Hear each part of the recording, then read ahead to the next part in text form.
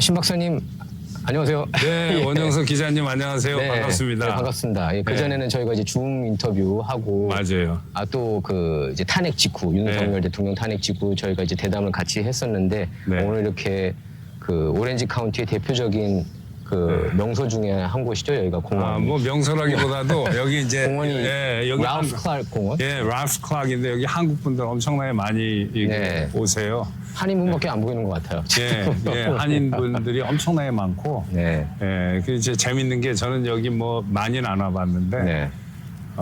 주중에는 이렇게 이제 일하니까 사람이 없고 토요일 날은 엄청 많아. 토요일 날은 여기 오면 전부 한국 사람인 것 같아요. 네. 99%.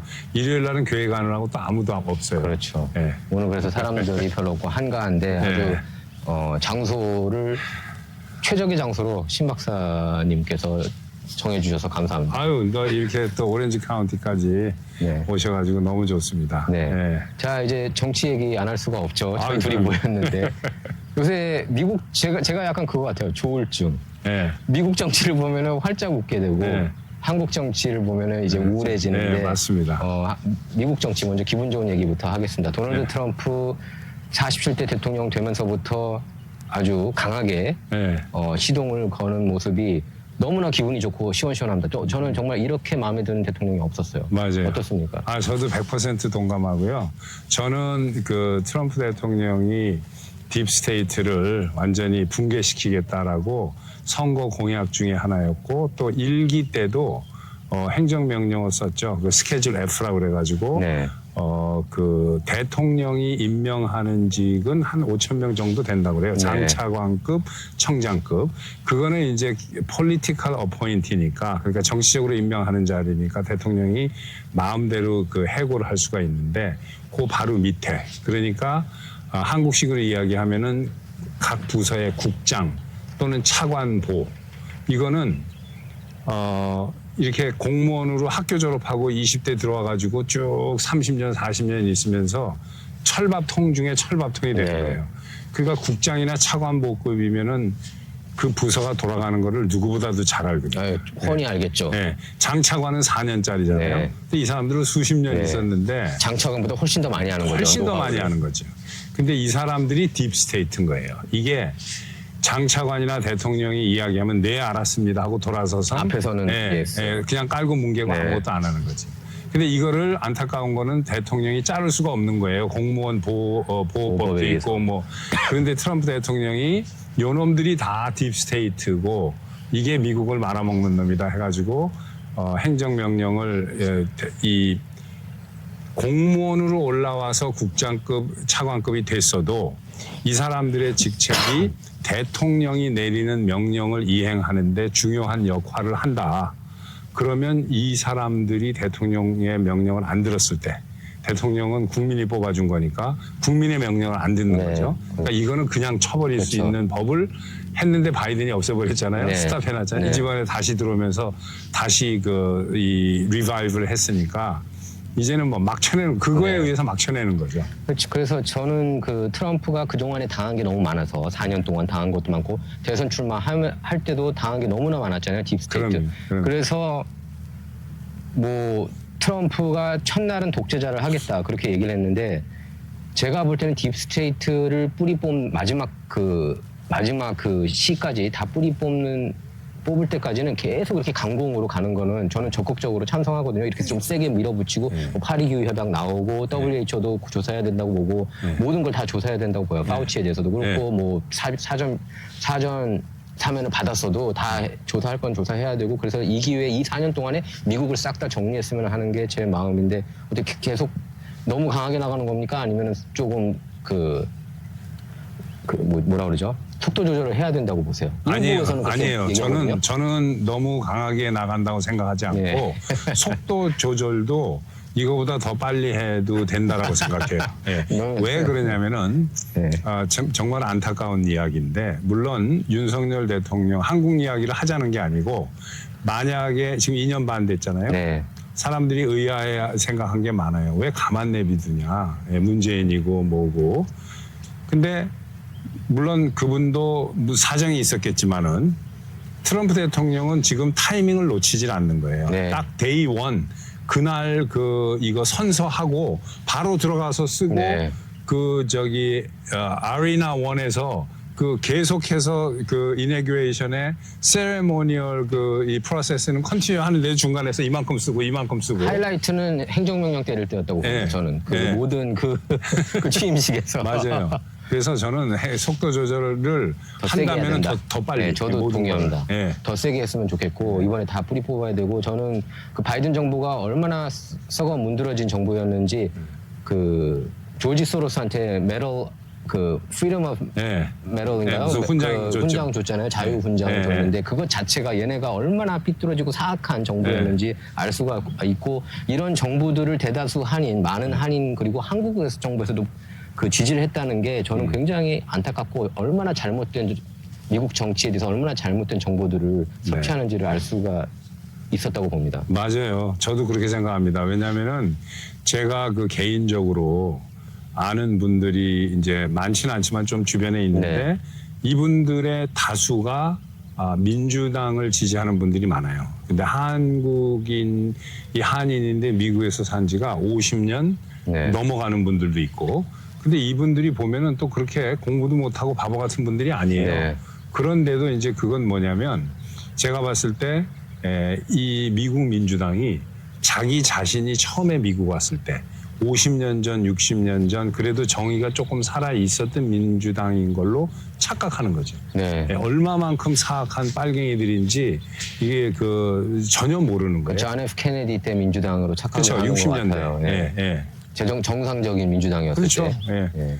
그러니까 저는 안타까운 게 지금 말씀하시는 거랑 100% 동의하는 게 우리 한인들이 교육 수준이 그렇게 이렇게 얕은 민족도 아니고 네. 타민족에 비교해서 그런데도 정치 수준이나 이해도나 또는 정치력, 영향력 너무너무 얕고 또 관심 없는 사람들도 많고 네. 그리고 관심이 있어도 영어가 안 되니까 미국 정치를 한국 신문이나 한국 언론을 보고 이해를 하니까 그렇죠. 여기 미국의 언론이 다 쓰레기 좌파인데 맞아요. 그거를 한국말로 번역해서 올리는 한국 언론도 다 쓰레기 좌파거든요. 다 쓰레기 좌파죠. 네, 그거를 보고 듣고 하니까 이게 우리 같은 사람들이 올바른 이야기를 하면은 오히려 우리가 좀 이상한 사람으로 생각하는 사람들이 많은 거죠. 네, 근데 이제 그래도 깨어나시는 분들이 많이 있고 그런 걸 예. 알 수가 있잖아요. 저희 예, 요즘엔 유튜브에서나 많아요. 구독자도 많이 늘어나고 예. 요새 특히 2기 때 더 많아지는 것 같아요. 맞아요. 2016년 예, 때보다. 예. 그래서 많이들 이제 깨어나고 있고 그래서 다시는 이 깨어나신 분들은 두 번 다시 민주당 쪽으로 안 갈 것 같아요. 네,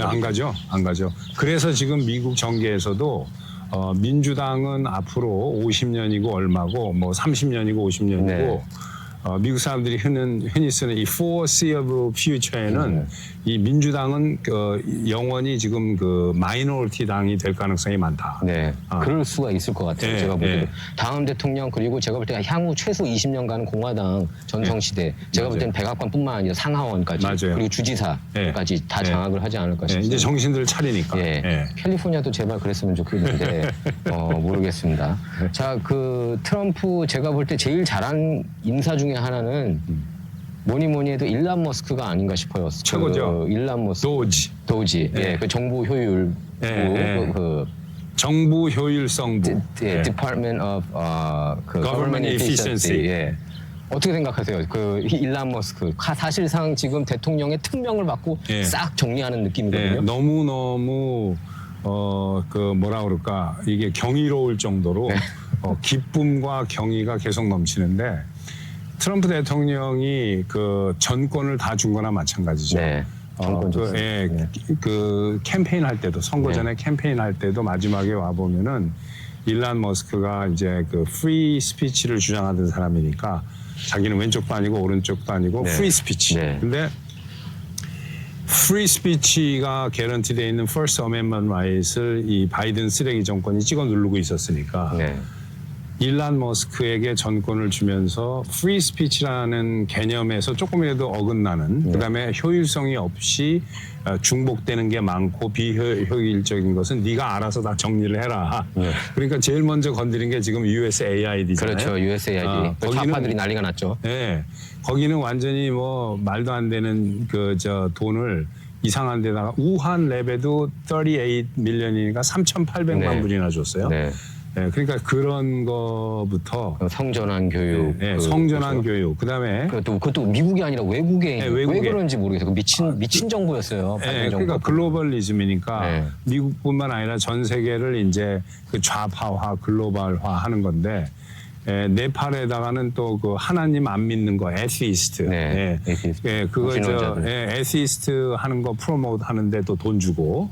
그러니까 완전히 사악한 데다가는 다 돈 쏟아부은 거예요. 맞아요, 맞아요. 그거를 AOC, 알렉산드리아 오카시오 콜테즈 뭐 이런 급진 좌파 저는 엘리자베스 워런이 TV에 나오면 저는 화면 꺼버리거든요. 꺼버리죠. 이런 사람들이 지금 또 완강히 반발하고 있는데 저는 그 반발하는 것도 안 봐요. 그거를 그 일부 보수 진영에서 계속 이렇게 틀어요. 이렇게 반발하는. 저는 이제 그것도 보기가 싫더라고요. 그 사람들 얼굴 보기가 싫어요. 네, 맞아요. 엘리자베스 워런 그 여자가 그 완전히 그 공산주의자 비슷한 여자인데 그거 그냥 뭐 나쁜 짓은 다 하고 혼자 이 세상에서 가장 착한 짓 하고 이 힐러리랑 비슷해요. 좀 비슷한 것 힐러리 같습니다. 클린턴이랑 딱 앞에서 이러고 사기꾼 아닙니까? 사실 자기가 인도계 혈통이 있다고 거짓말을 했잖아요. 근데 그 네이티브 인디언. 인도계가 아니라 맞습니다. 네이티브 인디언. 그 완전 사기죠. 그게 그 텍사스의 디스트릭 코트 저지인가 뭐 하는 거 뽑을 때일 거예요. 30몇 년 전에. 그때 이제 마이너리티 그 이제 가산점 그거 이용하려고 자기가 인디안 피가 섞였다. 뭐 이런 식으로. 하버드 법대 교수도 그걸 통해서 됐다는 얘기가 많습니다. 가짜. 30몇 년 전부터 그걸로 해가지고 이제 올라간 거고. 나중에 이제 그 피 검사 해보니까 뭐 인디안 피가 나왔다고 하면서 뭐 0.00 몇 %가 있다고. 1064분의 1인가? 그 일반 미국인보다도 적은 수치라고 그러더라고요. 우리도 지금 피 검사 DNA 검사하면은 나도 인디안도 나오고 흑인도 나오고 다 나와요. 0. 몇 %인지. 그러니까 저희도 그러니까 하버드 교수 할 수 있는 거 하버드 법대 이렇게 해가지고 그러니까 완전히 사기꾼들이 많은데 좌파 진영 보면은 참 안타깝고. 근데 이제 트럼프 행정명령 중에서 제일 속 시원한 게 어떤 행정명령이었습니까? 개인적으로 박사님께서는? 제가 그 행정명령 중에 제일 속 시원한 건 뭐냐면은 너무 멋있는 게 너무너무 많은데 너무 많아요. 그 중에 하나가 뭐냐면 이거예요. 그 바이든 정권 밑에 그 충성하는 자들 중에 알아서 안 나간 놈들. 그 다음에 자기 일기 때 자기가 임명해 놓고 나갔는데 바이든한테 충성하다가 지금 숨어가지고 공화당 자기가 어포인트 한 사람으로 가장해가지고 있는 애들 요거 찾아내가지고서 모가지 치는 그런 그 행정명령이 제일 저는 뭐 멋있었고 그다음에 뭐 너무 많죠. 지금 파리규 협약 나온 거 첫날 나왔죠. 그거는 immediately 나왔죠. 정말. 파리 그 환경. 저는 기후 변화, 안티 기후 변화 그런 건 너무 기분이 좋고 그런 거 볼 때마다. 맞아요. 완전 사기꾼들인데. 거기에는 저 사기꾼 넘버원이 저거예요. 엘고. 엘고가 아시겠지만 이제 클린턴 밑에서 부통령 8년 하던 사람인데 나중에 부시하고 이제 대선 붙어가지고 근소한 차이로 졌잖아요. 그렇죠. 그 연방대법원이 부시에 손들어졌죠. 그러고 나서 이제 해먹고 살 게 없으니까 이 환경 파리를 하면서 지금까지 사는 거예요. 그래가지고 뭐 그 사람이 90년대 말에 97년인가 98년에 지구가 망한다고 그랬어요. 맞아요. 그러다가 2003년인가에는 이제 또 완전히 그 이 물 홍수 때문에 뭐 한다고 그러다가 2009년인가에는 이 기후 변화가 와서 얼어 죽는다고 그랬어요. 전부 빙하가 돼가지고 몰디브도 다 잠식하고 뭐 그런 식으로 얘기를 했죠. 그다음 이제 얼어 죽는다고 그러다가 이제 그 뭐 떠 죽는다 그러다 더워서 빙하가 녹아가지고 물에 차서 죽는다 그러다가 맨날 그때 달라져요. 말이. 그러다 나중에 말을 너무 바꾸니까 나중에는 그 지구 온난화, 지구 냉각화가 아니라 그냥 클라이밋 체인지 바뀐다. 그 클라이밋은 원래 매일 바뀌는 건데 아침 저녁으로도 바뀌고. 그 사람이 그러니까요. 엘고가 하버드 나왔나요? 예일 나왔나요? 하버드 나왔죠. 그 룸메이트가 맞아요. 타미리 존스였고 영화 배우. 그 엘고가 그 기후 관련된 과목을 들었는데 거기서 이제 그 교수님 한 분이 라저 제가 그 교수님 이름 잊었는데 그 교수님 밑에서 그 과목도 거의 C인가 D밖에 못 받았대요. 엘고어가. 그리고 그 교수님은 더 이상 기후변화를 안 믿는 분이에요. 그래가지고 자기 제자가 그것도 제일 공부 못했던 제자가 이상한 걸 여젠다를 펼친다고 비판을 했습니다. 아, 예. 저는 그건 못 봤는데 그 엘고의 특이한 점을 보면은 그 무슨 유엔이라든가 이런 그 국제기구 그다음에 연예인들 동원하고 이래가지고 막 가가지고 프로모트를 해요. 우리가 이제 지구 그 엘니뇨 때문에 뭐 이상한 현상이 생기고 막 거짓말을 하는 거죠.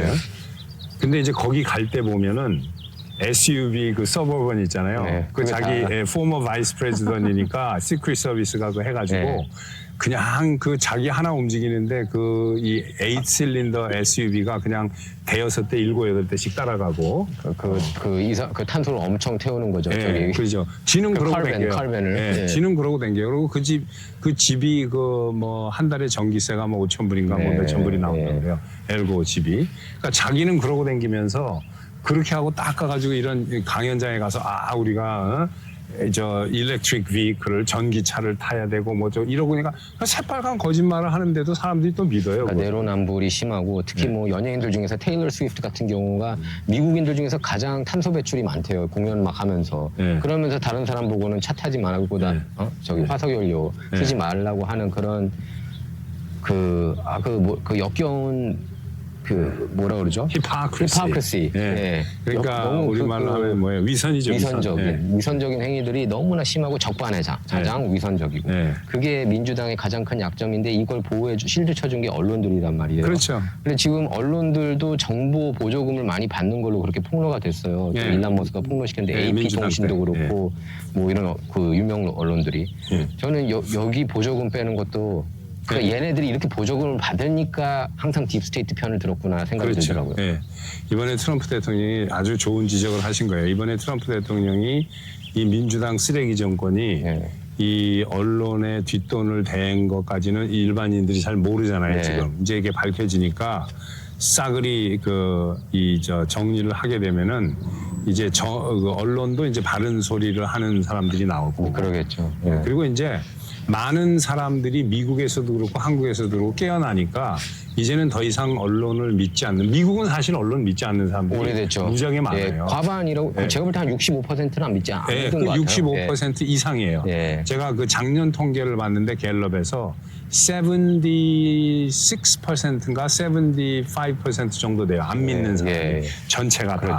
근데 재밌는 거는 공화당 사람들한테 설문조사한 거를 보면 98%인가 90%가 안 믿어요. 공화당이면서 메인스트림 믿는 사람은 이제 리즈 체인이나 이런 그 정신 나간 정치인들, 리즈 체인이나 또 누구예요? 뭐 밋 롬니나 뭐 이런 말도 안 되는 정말 쓰레기 같은 박사님 말씀대로 쓰레기 같은 정치인들 빼고 딕 체인이 이런 사람들 빼고는 아무도 안 믿죠.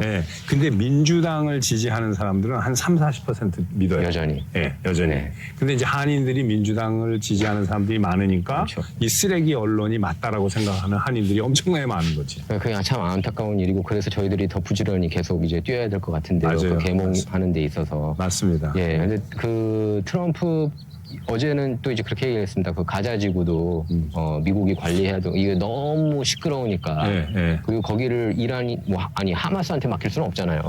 그래서 그렇게 얘기해서 논란이 되고 있는데 거기에 대해서는 박사님께서는 어떻게 생각하세요? 지금 저는 그거 좋은 생각이라고 생각합니다. 왜 그러냐면은 그 이스라엘하고 이 팔레스타인 사람들은 정말로 그 서로 그 아무런 문제 없이 행복하게 잘 살았었어요. 1940년대 그때까지는. 근데 이제 주이시들이 들어오면서 좀 이렇게 땅을 사고 이렇게 많이 퍼져 나갔는데 거기 팔레스타인 사람들이 그렇게 문제가 있었다기보다도 저는 이스라엘을 제가 잘 알아요. 근데 그 주변의 아랍 국가 요르단이라든가 시리아라든가가 계속 팔레스타인 사람들을 옆구리를 찌는 거예요. 너 주이시들이 옆에서 땅 사고 자꾸 들어오고 그러는데 그거 가만 내버려두냐? 뭐 우리가 돈 대줄 테니까 한번 데모 한번 하고 뭐 이런 식으로 그렇게 해서 쑤셔거려가지고 이제 된 건데 도발시키는 거죠. 이제는 너무 늦었어요. 이제는 이 서로 싫어하는 증오가 이제는 너무 극에 달해서 안 되고 미국이 직접 관리한다기보다도 이제 예를 들어서 뭐 유엔이 관리를 한다거나 이런 식으로 하는 거는 제가 보기에는 네. 매우 타당한 논리다. 네. 예. 그렇게 되면 이제 이스라엘 측이고 팔레스타인 측이 서로 불신이 문제니까 네. 안 믿거든요. 서로 네. 무슨 얘기를 해도 안 믿어요. 네. 그러니까 이제 유엔이 들어가 있으면 매개체 역할을 할 수 있는 네. 그런 거는 뭐 미국이 들어가는 데가 다 미국이라고 하지 않고 다 유엔이라고 해서 들어가니까 대부분이. 예. 예. 그래서 그건 좋은 아이디어인 것 같아요. 예, 지금 뭐 이제 국방장관 핏 헥세스 처음에는 힘들 거다 그렇게 얘기했다가 됐어요. 50 플러스 네. 그 JD 벤트 부통령이 네. 상원 의장 캐스팅 보트 하나 자격으로 딱 캐스팅 해가지고, 보트 해가지고 네. 멋지게 딱 해가지고 들어갔고 지금 뭐 힘들 거라는 분들이 다 속속 들어가고 있고 어제는 팬 번디 네. 법무장관이 또 인준이 됐습니다. 팬 네. 번디가 이제 제가 볼 땐 응징을 좀 해야 될 것 같거든요. 하겠죠. 왜냐하면 민주당 쪽이 정신을 차리지 않고 용서를 네. 구하지 않고 있기 때문에 네. 제가 볼 때는 잡아넣어야 이제 돼요. 응징을 해야 되는데 이제 트럼프 러시아 네트워크 스캔들 조작한 애들부터 네. 해가지고 네. 로버트 멀러 특검도 제가 볼 땐 조사를 좀 해야 될 것 같고 네. 이런 특검들도 제가 볼 땐 맞아요. 조사해야 될 것 같거든요. 잭 스미스도 네, 그렇고 잭 스미스 어떻게 그런 생각하세요? 100% 동의입니다. 왜 그러냐면은 트럼프 대통령 일기 때 이 제프 세션스라고 네. 세네터 제프 세션스가 그 알라바마 네. 세네터인데 이분이 트럼프가 10년 전에 나 대선에 출마해야 되겠다 할 때 온 미국이 코웃음을 치고 이게 무슨 뭐 네. 애들 장난하는 네. 것도 아니냐 했을 때 당시 알라바마 세네터였던 제프 세션스가 당신 자격이 있다. 내가 밀어주겠다 했다는 거예요. 인도를 세졌죠. 그 고마움을 잊지 못해가지고 맞아요. 이 트럼프가 실수를 한 거예요. 네, 인선할 때. 그러니까. 네, 다른 사람들은 다 이 부시 쪽에서 레코멘드를 받았는데 네. 제프 세션은 트럼프가 이 나무네잇을 한 거예요. 저도 그래서 좋게 봤어요. 네. 제프 세션스 처음에. 근데 이분이 우리 한국말로 하면은 물에 술 탄 듯 술에 물 탄 듯 하는 사람이에요. 그래서 트럼프를 지지했나 봐요. 그래서. 그러니까 뭐 아무것도 안 하고 법무장관이 뭐 나쁜 놈 있어도 가만히 있고 뭐 평생 세네터를 했으니까 예, 모르고. 그냥 뭐 이러다가 일기 때 완전히 망해버리거든요. 팬 반디는 플로리다에서 검찰총장 네. 했었잖아요. 얼마 전까지. 예, 근데 플로리다에서 이 사람이 마약범도 그렇고 범죄 이런 것도 드센티스 밑에서 아주 검찰총장 노릇을 잘했다고 그래요. 네. 그러니까 이제 힘을 모아가지고 연방에 와서 이제 잡아넣어야죠. 예. 잡아넣어야 된다고 오바마든 저도 다 클린턴이든 뭐든 관련되는 성역 없이 다 잡아넣어야 돼요. 오바마도 조사해야 된다고 보고 그리고 지금 오바마가 이혼설이 계속 나오는 거 혹시 알고 있습니까? 지금 그 공개석상에 트럼프 취임식 때도 제니퍼 애니스턴인가 뭐 누구하고 미셸 오바마랑 안 나오고 제니퍼 애니스턴하고 연문설이 나오는데 제가 볼 때는 카터 대통령 장례식에도 안 나왔죠. 카터 장례식에도 안 나왔고 제가 볼 때는 근데 오바마가 게이설이 많이 있었어요 예전부터. 맞아요. 그리고 그 하와이 때 시절을 보면 그 동창생들이 게이였다고 그렇게도 얘기를 하고 뭐 마약쟁이였고 저는 그걸 100% 다 믿어요. 맞아요. 지금 모든 정황을 믿어볼 때. 나도 믿어요. 예 그리고 그 최근에도 그 오바마가 실제로 고백한 게 젊은 시절에 매일마다 동성애 하고 싶었다고 그런 그 판타지가 있었다는 식으로 얘기를 했다는 건 동성애 성향이 있다는 걸 고백한 거라고 보는데. 그래서 이게 게이설을 덮기 위해서 제니퍼 애니스턴 연문설을 터뜨렸다라는 얘기가 있거든요. 어떻게 생각하세요? 그거는 저는 잘은 모르겠습니다. 근데 뭐 그 사람이 워낙 머리가 비상하게 돌아가는 사람이니까 머리는 똑똑해요. 오바마는 머리도 좋고 말도 잘하고 그러잖아요. 그리고 오바마 얘기를 이렇게 듣고 있으면은 이 거짓말을 진짜처럼 해요. 뭐 민주당 사람들이 다 그렇지만은 완전히 거짓말인데 싹 듣고 있으면 이게 사실이겠구나. 그렇죠. 그런 정도로 말을 잘하는 사람인데 할리우드 배우들보다도 멋있었어요. 솔직히 그 전성기 때는. 그래가지고 이제 그 오바마가 자기의 게이설을 피하기 위한 걸로 일부러 터뜨린 건지 애니스턴하고 아니면 진짜로 애니스턴하고 뭐가 있는지 그건 모르겠습니다. 사실. 그게 왜냐하면 제니퍼 애니스턴이 자기 소셜 미디어를 이제 코멘트 못하게 막아버렸습니다. 그러니까 뭔가 있긴 있는 것 같아요. 완강하게 반박을 안 하는 걸 보니까. 근데 저는 오바마도 어떻게 조사 대상이라고 보세요? 조사 대상이라고 봅니다. 왜 그러냐면은 그 오바마 때 정말로 여러 가지가 잘못 망가졌는데 뭐가 가장 미국 경제에서 가장 오바마가 크게 망가뜨렸냐면은 이 오바마가 2007년도 11월 달 선거에서 당선이 됐어요. 네. 그러니까 2008년 1월부터 이제 임기가 시작이 됐는데 그때 무슨 일이 터졌냐면은 이 금융 사태가 터졌어요. 네.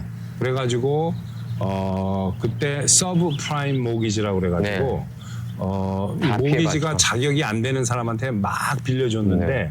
그게 우리 지금 한국말로는 뭐라고 그래야 되는지 모르겠네. predatory loan. 네. 예, 그러니까 크레딧이 안 돼서 못 갚을 줄 아는데 빌려주는 거예요. 그러니까 집을 살 자격이 안 되는데 네. 그래도 돈 빌려주는 거예요. 네. 빌려주고 차압해버리면 되는 거예요. 예, 꼭 먹고 알 먹고.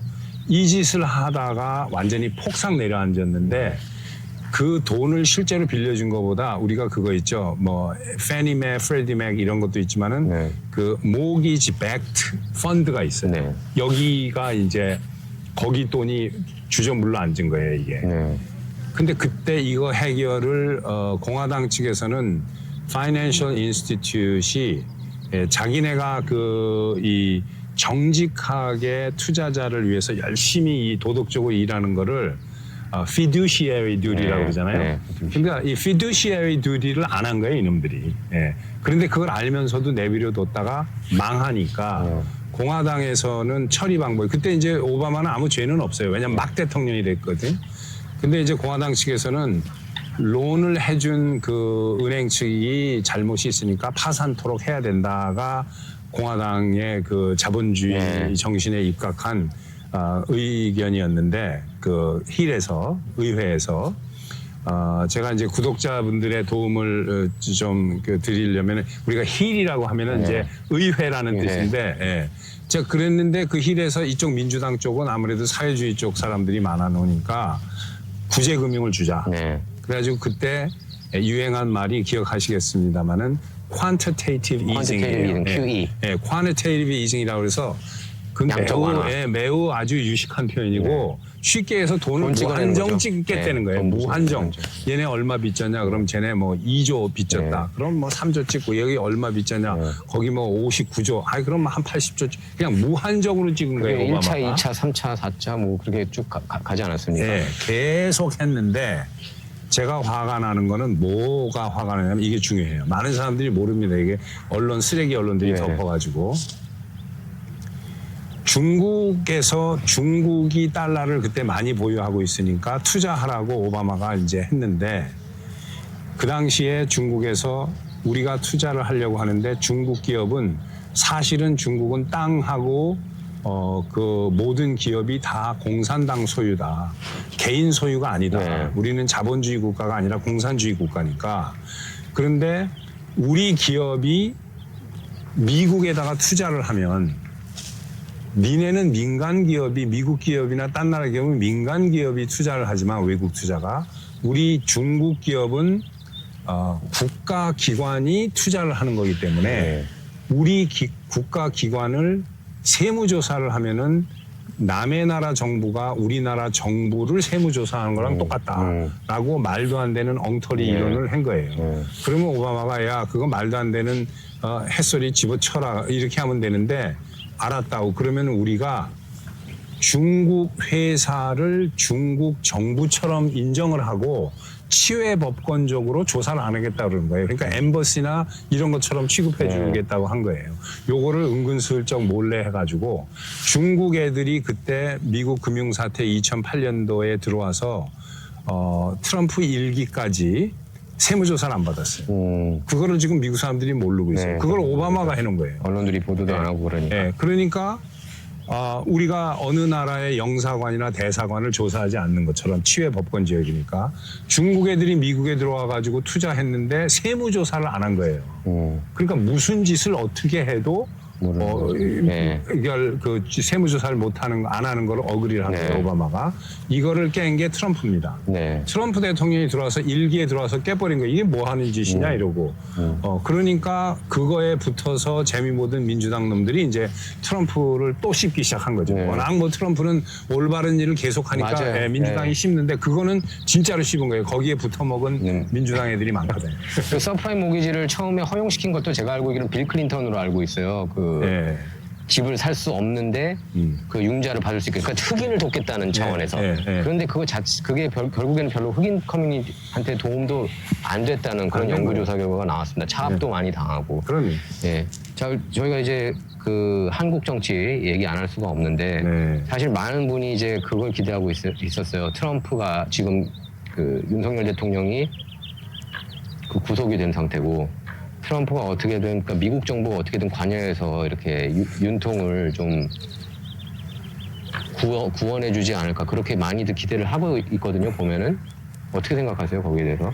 근데 저는 이제 그것은 기본적으로 그 방향이 틀린 생각이라고 생각을 해요. 왜 그러냐면은 미국이 냉전이 끝난 1945년도부터 아니 2차 대전이 끝난 1945년도부터 냉전이 끝난 1990년, 89년도까지 다른 나라 정부의 그 공작이나 개입을 엄청나게 많이 했어요.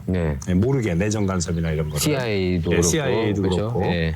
우크라이나도 사실 그렇지 않습니까? 우크라이나도 마찬가지고요. 우크라이나는 이제 냉전 이후에 얼마 최근이지만. 근데 지금 90년대 이후로는 미국의 외교 정책이 그런 걸 안 해요. 그런 건 안 해요. 그리고 내정 간섭을 구태여 할 필요가 없는 게 옛날에 내정 간섭을 했을 때는 냉전 때는 안 하면 소련으로 넘어가니까 소련 국가가 되니까 공산주의하고 그리고 친소 국가로 변해버리거든요. 그래서 미국이 들어가 가지고 개입을 하고 미국에서 그 뒤에서 CIA 공작을 하고 이랬거든요. 근데 지금은 이 중국이라는 나라는 과거의 소련처럼 그렇게 힘이 있는 나라가 아니에요. 과거의 소련은 과학력도 뭐 미국을 맞먹는 그런 엄청난 게 있었고 우주에도 먼저 갔죠. 먼저 갔는데 달나라는 이제 뭐 미국이 먼저 가서 꽂았지만 그 코스모나ut이라고 그러잖아요. 그 미국에서는 이제 그 에스트로나ut이라고 그러고 그쪽에 코스모나ut이 그 훨씬 더 미국보다 이렇게 발전돼 있었는데 아무튼 요즘에 이 중국을 미국이 봤을 때는 그렇게 힘이 있는 나라가 아니거든요. 단지 둘째니까 넘버 2니까 중국의 GDP가 뭐 한 15조, 13조 뭐 이 정도 되는데 미국은 27조 정도 돼요. 뭐 중국은 어떻게 보느냐 PPP 레벨로 따지면은 이제 한 20조 뭐 이 정도 되고 PPP로 보지 않고 하면은 이제 얕은데 이 한국에 개입하는 거는 중국의 영향력이 한국에 커지는 거는 물론 미국에서 봤을 때 좋은 거는 아닌데 미국이 중국이 뻗치는 힘을 과거에 소련이 뻗치는 힘처럼 보지 않는다는 거예요. 그때는 위기의식이 있었지만 중국한테 지금은 중국은 미국이 주무를 수 있는 상대라고 보기 때문에 중국 힘이 이렇게 팽창하는 것도 견제는 하지만 그 팽창 정도가 어디를 넘어가면 미국이 CIA나 이런 작전을 통해서 개입하고 그러지 않습니다. 그러니까 뭐 미국에서 뭘 어떻게 한다 이런 거는 그 요원한 생각이고 솔직히 미국의 지금 외교 정책하고는 많이 다르고 단 이럴 수는 있어요. 한국 같은 경우에는 다른 나라하고 좀 다른 게 지금 미국식 자유민주주의가 북한과 중공을 맞대고 있는 최전선에 있는 나라니까 이게 밀리게 되면은 그다음에 일본인데 그래서 이제 한국은 조금 다른 지역보다는 프론티어로 보고 특수하게 생각을 하는데 최전선으로 보고 그런데 우리가 이걸 알아야 돼요. 미국의 그 정보력 CIA라든가 미국은 정보기관이 16개나 있는데 이런 정보기관에서 지금 분석을 하고 있는 게 제가 이런 말씀만 드릴게요. 우리 한국 사람들이 한국 내에서 일어나고 있는 현상을 보는 거하고 미국의 정보 분석가들이나 트럼프 대통령을 위한 정보 분석가들이 한국을 보는 거하고 완전히 다릅니다. 한국 사람들은 중공의 힘이 커지니까 공산주의 힘이 커지니까 미국이 이걸 반대할 거 아니냐라고 생각하는데 미국은 그게 아니고 두 가지를 봅니다. 중국의 힘이 한국에 퍼진다고 해도 주한 미군을 철수하는 데는 아무 지장이 네. 없거든요. 철수 안 합니다. 네. 이재명도 철수 안 해요. 철수 못 시켜요. 네. 주둔 군인이 어쩌니 하다가 요즘에는 뭐 한미 동맹을 강화하고 뭐 어쩌고 저쩌고 햇소리하기 시작하잖아요. 또 저기 뭐 케이팩에서 최강철 대표가 뭐 추진해 평화법안 네. 또 막 추진한다고 그러잖아요. 브래처맨 또 똑같이 통해서 막 네. 그래가지고 종전해가지고 미군을 철수시키려고 하는 네. 제가 볼 때는 안 될 것 같아요. 노무현이도 그랬고 문재인이도 그랬고 되기 전에는 뭐 어쩌고 저쩌다가 될 때는 말이 조금 달라지고 딱 되고 난 다음에는 미국한테 오히려 우파보다 더 입에 혀처럼 놀고 시키는 대로 하고 이럽니다. 자식들도 이렇게 유학을 굉장히 많이 보내지 않습니까? 네, 미국에? 자식들도 다 중국 돈으로 보내는 건데 네. 그게 중국 돈 근데 유학 먹어가지고. 그러면 미국 가고 싶어하고 또 이번에 그 윤석열 대통령 탄핵 반대 시위도 네. 이렇게 AI 뭐 그런 소문이 들었잖아요. 팔렌티어가 이 그 극진 좌파 진영 네. 그 안면 인식해가지고 미국에 못 들어오게 할 거라 그러니까 네. 시위대가 많이 빠져나갔다고 네, 많이 빠져나왔죠. 그러더라고요. 그리고 그렇게 할 가능성도 있어요. 있어요. 사실. 네, 아직은 있다고 하더라고요. 트럼프 네. 대통령이 바빠서 그런데 이 내부의 적을 많이 청소하고 나서 6개월, 1년 가면은 이제 지금도 사진 찍어놨다가 그러니까 사진 안 찍히는 게 좋아요. 실제로 그 인터내셔널 학생들 중에서 비자 안 줬다고 하는 것 같아요. 그 하마스 편 들고 안티 미국 정서 있는 애들은 그 비자 그거 행정명령 중에 하나잖아요. 행정명령 중에 지금 현재 있는 애 잡아서 쫓아내야 되는 그걸 거예요. 저는 당연히 쫓아내야 된다고 네. 봐요. 그럼 네. 미국 안티 미국이면은 미국에 왜 옵니까? 네. 그냥 딱 중국 가든지 네. 소련 가든지 그렇지. 그냥 러시아 가든지 하면 네. 되잖아요. 그래요. 여기 올 우크라이나 필요가 가든지 없죠. 왜 미국에 와요? 근데 한국의 좌파 사람들의 그 자식들은 미국을 와야만 되는 게 지들이 미국을 반대하는 거는 겉으로 반대하는 거지 네, 속으로는 좋아하는 되게 거죠. 좋아해요. 엄청 좋아해요. 예, 네, 그래서 솔직히. 예. 부러워하고 네.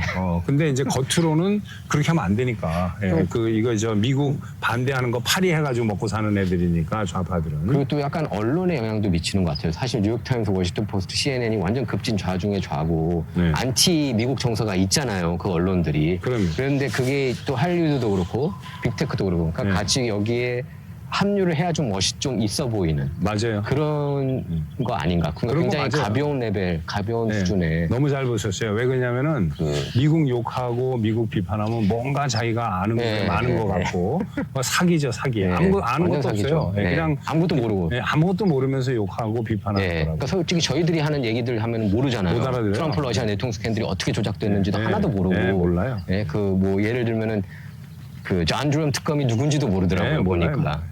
몰라요. 뮬러가 누군지도 모르고. 물론 네. 누군지도 네. 모르고 앤디 맥케이브, 뭐 제임스 코미 정도는 제임스 코미 FBI 그 정도만 국장이니까 알겠죠. 알지. 네. 근데 이제 굉장히 그 수박 겉핥기식으로 미국을 아는 것 같아요. 네. 이분들을 보면은. 수박 겉핥기식으로 해도 알면은 되는데 그것도 모르면서 네. 떠드는 사람들이 많아요. 그냥 쳐다보기만 하고. 네. 그래서 이제 그 저희들이 얘기해야 되는 게 저희들이 이제 사석에서는 많이 얘기를 했지만 미주 한인 사회에서도 자기가 이렇게 줄이 있다 이런 분들이 또 있고 그 어떤 사람들은 특사다 이렇게 얘기하고 이런 걸 통해서 그 인플루언서인 것처럼 활동하고 이런 문제들이 나오고 있고 사실 한국에서도 그러니까 지금 어떻게든 미군이 약간 그러니까 예전에 큐 음모론처럼 미군이 한국의 지금 정치 상황을 정리해 줄 것을 기대하는 사람들이 있어요. 체포를 했다, 해커들을 체포했다 이런 뉴스들이 막 난무를 하고 있거든요. 근데 저는 이제 저널리스트로서 이런 음모론 비슷하게 나오면 또 확인할 수 없는 얘기들이 나오면은 저는 거부 반응이 좀 일어나는 게 있습니다. 사실 그 전에도 그래서 제가 한때는 큐 음모론은 맨날 깠어요. 시체말로 맨날 깠어요. 이게 왜냐면은 너무 많다. 이건 맨날 까야겠다. 그런 생각이 있습니다. 그러니까 팩트 베이스로 저희들이 그 윤석열 대통령 탄핵 반대를 부르짖어야지 안 그러면은 저희가 왜냐면은 좌파들하고 다른 게 저희들은 팩트 베이스 아닙니까? 그렇죠. 물론. 근데 우리가 똑같이 어떤 분은 그래요. 좀 약간 나이브한 생각인데 심리전을 똑같이 펼쳐야 된다 그러면서 어떤 엄청난 가짜 뉴스도 일단 쓰고 봐야 된다. 근데 제가 볼 때는 그게 거품이라는 거죠. 거쳐지면은 얘네들도 알고 보니까 똑같이 부패했네 그런 비판을 받을 수 있다고 보거든요. 어떻게 생각하십니까? 그건 뭐 저 100% 동의합니다. 우선 첫째로 이 한인 사회의 뭐 측근이다, 네. 뭐 트럼프 대통령의 뭐 특사다, 뭐다 그런 얘기, 그거에 대해서 이제 말씀을 드린다면은 트럼프 대통령은 세계 최고의 정보기관을 16개나 가지고 네. 있어요.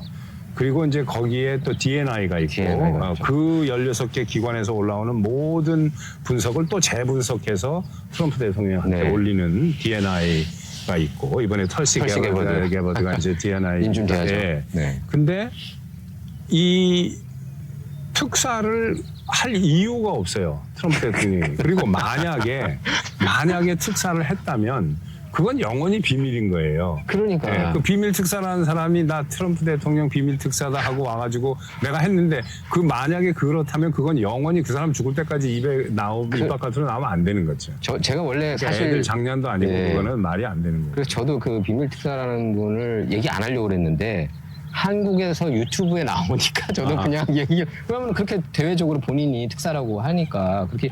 근데 지금 이런 분들이 사실 미주 한인 사회에서 비판을 많이 받던 분들도 있거든요. 근데 이런 분들이 뭐 어떤 그러니까 엄청나게 총망받는 분들이 아닌 분들이거든요. 어떻게 네. 보면 이런 분들이. 근데 뭐 마치 그러니까 어떤 분이 그랬어요. 자기가 아는 분 중에 그 마셜 리 켈리, 그냥 대놓고 얘기할게요. 예. 그 마셜 리 켈리가 그 전에 이제 공화당 전당대회 총괄했던 거 맞습니다. 이 네, 여성이 네. 한인 여성이고 오렌지 카운티 출신이에요. 그 네. 이민자 네. 출신이고 그 이분이 총괄을 담당했던 게 맞고 멜라니아 트럼프 밑에서 일하고 있어요. 지금 이 순간에도. 네, 네. 그러니까 이분의 이제 삼촌이라고 하세요. 저기 이한범 박사 같은 경우에는. 그러면서 여기에서 모든 정보를 알아가지고 그게 맞다고 그 해커 중국인 99명이. 그래서 저는 이제 제가 얼마 전에 방송에도 얘기를 했지만 이게 자꾸 미주한인 사회가 나오는 거예요. 그 주요 인물들이. 한국 해커 얘기가. 그래서 이거는 문제가 있다. 그리고 이분들이 그리고 제가 그랬습니다. 그러면 그 사진을 보여달라고. 마샬리 켈리의 삼촌이라는 사진을 보여달라고. 그러면 제가 어느 정도는 수긍이 처음에는 그래가지고 믿고서 제가 인터뷰를 올린 거예요. 몇 개 더. 그리고 혹시나 그럴 수 있으니까. 그런데 그거를 안 보내주면서 저는 이제 진짜 의심하게 됐어요. 그리고 그 관계자들도 그렇고. 그리고 그 전에도 내용들 보면은 이분들이 관계자들 보면은 여러 가지 이상한 그런 의혹을 제기할 만한 그런 시츄에이션들이 있었다는 것을 제가 제보를 많이 받았습니다. 저도 웬만해서는 그게 팩트면 얼마나 좋겠습니까? 해커를 다 잡아들여가지고 빼박 증거를 하고 윤통 풀려나고. 그런데 이게 too good to be true라는 거죠. 네. 어떻게 보세요? 그래서 저는 이제 그 이한범 박사라는 분을 이름을 들어본 적도 네.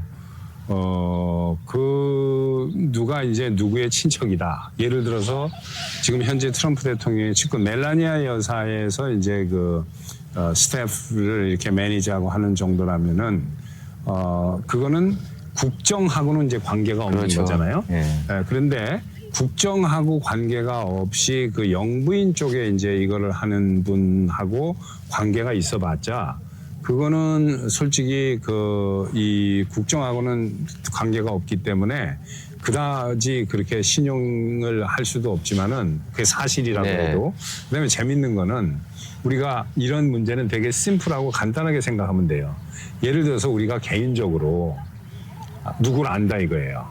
내 친척이나 내 뭐 아들이나 네. 또는 내 뭐 삼촌이 지금 뭐 예를 들어서 뭐 트럼프 대통령의 무슨 뭐 비서실장으로 있다. 네. 아니면 그 밑에 일한다. 그게 네. 사실이라고 하면 네. 그 얘기를 하고 다니겠어요 우리가? 얘기 못하죠. 그냥 입 다물고 있는 네. 거예요. 그거는 네. 혹시 누가 물어봐도 아예 아니라고 그러지. 네. 왜냐? 그거를 실제로 얘기하는 순간 무지하게 불편해지거든요. 그렇죠. 네, 그리고 괜히 이 사람 저 사람 따라 붙고, 그러니까 사실이라고 해도 말을 안 할 텐데 네. 그걸 말을 하고 다닌다는 거는 그 반대일 경우가 되게 많다고 네. 봐야죠, 상식적으로. 그래서 저도 저는 모릅니다. 추가적으로 그 사람 예. 저도 이번에 처음 봤어요. 솔직히 말해서 이번에 왜냐면은 이제 아실 거예요. 한국에서 이렇게 보도가 됐고 보도 내용의 그 인터뷰 대상들이 미주한인이 자꾸 나오니까 저도 이제 LA에서 20여 년 동안에 취재를 했는데 네. 그래서 만나서 딱 얘기를 들어봤는데 해커 99명이 99명이 아니고 일부 12명은 여기 왔다는 시카고에 있다고 그런 식으로 이제 막 구체적으로 막 들어가는 거예요. 그리고 시카고 트리뷴에서 나왔다고 그랬는데 시카고 트리뷴은 제가 찾아보니까 안 나와요. 시카고 좀 어디 있냐고 기사 보내달라고 안 주고. 그러면은 이 사람들이 자기가 트럼프 측근, 멜라니아 트럼프 측근 알기 때문에 이 내용들을 다 알고 있다는 건데 이것 자체가 황당무계하고 저는 예전에도 그랬습니다. 큐 때도 엄청 믿는 한인분이 굉장히 많았어요. 그 한인타운에서 제가 만나는 보수진영 쪽 10명 중에 7명이 믿을 정도로. 그래서 이거를 안 되겠다. 이건 깨야겠다. 왜냐하면은 저는 항상 그렇게 믿고 있어요. 희망된 가짜 세상보다는 희망찬 가짜 세상에 사는 것보다는 처절하고 참담하더라도 그거를 우리가 빨리 그 현실을 받아들여야지 이게 발전한다고 저는 그렇게 그렇죠. 믿고 있습니다. 아유, 너무 훌륭한 생각이죠. 네. 그게 맞는 거죠. 네. 그게 맞는 거죠. 항상 팩트 베이스로, 팩추얼 베이스로 우리가 생각을 해야지. 사실 저도 그 보도가 처음 나왔을 때 그거에 대해서 이야기를 했습니다마는 뭐라고 얘기를 했냐면 이게 사실인지 평택항을 통해서 뭐 오키나와로 가고 사실이 아닌지 그거는 우리가 확인할 방법이 없다. 누가 나한테 이게 사실입니까 아니까 물어보면은 답은 I don't know. 단지 그 당시에 이게 가능성이 있을 수 있다라고 생각했던 이유는 매우 특이한 일들이 줄줄이 일어났었어요. 그래서 뭐 정황적으로 뭔가 이상한 것만큼은 틀림없다. 저도 그래서 그렇게 생각을 했어요. 그런데 이제 그 중에서 가장 독특한 게 이제 그거였죠. 이 블링컨 미 국무장관이 토니 블링컨이 12월에 한국을 다녀갔는데 고별 인사로. 근데 1월에 또 왔어요. 그거는 매우 특이한 일이에요. 그 다음에 대사가 자기 임기를 마치고 들어갔는데 한국의 그 다음 대사가 다시 발령받을 때까지 6개월 1년 이상 대사가 공석으로 돼 있고 대리대사로 대사관에서 가장 그 높은 사람이 대리대사를 한 적이 되게 많아요. 한국뿐만 아니라 다른 나라도 많아요. 근데 조셉 윤이 갑자기 나왔어요. 대리대사로. 근데 그거는 특이한 현상이다. 그러니까 이게 스카이레이드 한 게 사실이다 이게 아니고 특이한 현상이 있는 것만큼은 틀림없다. 그래서 이제 그게 어떻게 보면 끼워 맞추기식이 아니냐. 그러니까 물론 뭐 그랬을 수도 모르죠. 하나님이 아니니까 거기에 현장에 뭐 있고 이런 건 아니지만 모든 정황을 밀어볼 때 제가 볼 때 이제 미팔군에서도 그 소셜 미디어에 올리지 않았습니까? 가짜 뉴스라고 솔직히. 근데 저는 그런 것 같아요. 그게 이제 그 미국 정보기관인데 거기서 이렇게 한번 발표를 하면은 몇 달 뒤에 이걸 뒤집을 가능성은 저는 없다고 보고요. 그리고 사실도 가짜라고 그래요. 만약에 그런 일이 있었다라고 우리가 생각을 해보면 그건 당연히 디나이 하는 거예요. 그런 일 없다고. 근데 이제 저는 의심스러운 게 이제 그때 이제 의혹을 제기했던 게 제가 이 박사님 그분이 말씀한 게 스카이데일리가 너무 빨리 보도하는 바람에 작전을 변경했다고 그렇게 이제 얘기하면서 이거는 제가 진짜 그건 소설이죠. 그건. 제가 그래서 이거 진짜 위험하다. 그리고 미주 한인 사회에서 약간 논란이 됐던 분들이 많았어요. 솔직히 이 박사님도 그렇고 김회창이라 그 회장님도 논란이 됐던 분이고 여러 인물들이 그 유진철이라는 분도 되게 많아요. 그 기사들 보면은 과거 기사들 그 논란 뭐 필리핀 뭐 그 교포 이슈도 있었고 뭐 하여튼 그 어떤 교포 여성하고 그런 모릅니다. 그건 뭐 돈 이슈. 근데 그리고 옛날에 미주 총연 때도 그 불교 단체였거든요. 그 미주 총연이 그 김재권 회장하고 이렇게 싸웠을 때 그러니까 근데 이런 분들이 트럼프 쪽에서 아무리 그 이렇게 특명을 내린다는 게 말이 안 되고 또 여기 그 신뢰할 만한 단체장분들이 저한테 굉장히 전화 많이 왔어요. 감사하다고. 진실 밝혀줘서. 제가 전화 정말 많이 받았어요. 어제하고 그저께는 전화가 한 30통 정도 왔던 것 같아요. 감사하다고. 이메일도 지금 막 오고 있고, 좀 이렇게 좀 그 신뢰할 만한 그런 꽤 이렇게 좀 뭐라 그러죠? 그 지위가 있으신 분들이 그렇게 고맙다고 얘기를 해주는데 왜냐하면은 저는 그런 것 같아요. 이 기회를 틈타서 그 음모론이라는 게 시장이 저는 따로 있다고 보거든요. 미국에서도 꽤 많아요. 예를 들면 그 럼블에서 X22라는 사람이 그 사람도 이제 사기꾼인데 엄청 팔아먹어요. 그 군부가 다 장악하고 아마 군부가 다 장악하고 있다고. 트럼프 그리고 2기 때 그 바이든이 대통령이지만 실제로는 트럼프가 대통령이었다.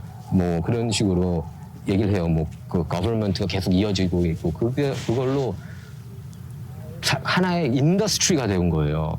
근데 저는 그게 잘못된 인더스트리라고 보고 이거는 잘못됐다고 봐요. 잘못된 거죠. 저는 그래서 너무 싫었어요. 이 말도 안 되는 거. 근데 이번에 재밌는 거는 한국에서 일본 외무장관이 1월 13일, 14일 다녀갔거든요. 네, 맞아요. 근데 그 일본 외무장관이 7년 만에 처음 온 거예요. 근데 오는 시기가 대통령은 체포돼서 감옥에 가 있고 미 국무장관이 다녀간 지 얼마 안 된 다음에 이런 게 스카이데일리에서 보도가 나오고 그러니까 이게 많은 게 어우러져서 야 이거 사실 아니야?